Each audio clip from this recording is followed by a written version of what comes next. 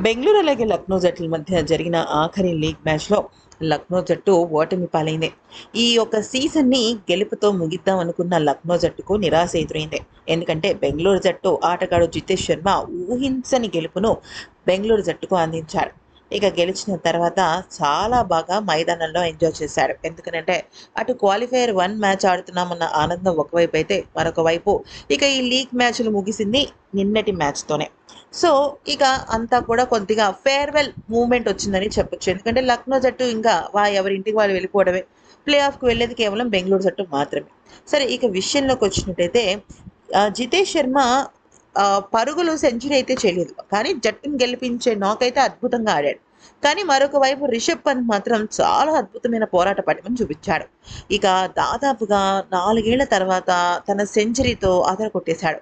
దీంతో ఇక తనకొచ్చిన player of the match అవార్డ్‌ను తను నేరుగా తీసుకువెళ్ళి రిషబ్ పంత్ చేతిలో పెట్టాడు.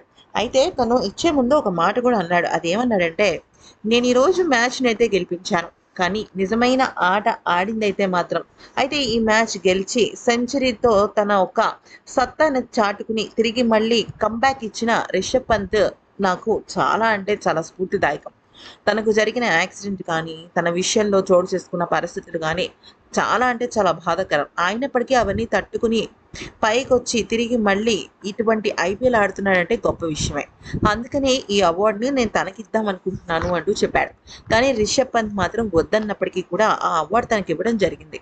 అయితే మరి ఆఖరికి ఆ తర్వాత ఎవరికి చేతికి వెళ్ళిందనేది తెలీదు కానీ, ఒక ఆనర్, రెస్పెక్ట్ అంటారు చూసారా? అటువంటి గొప్పతనాన్ని, గొప్ప మనసుని చాటుకున్నాడు జితేష్ శర్మ.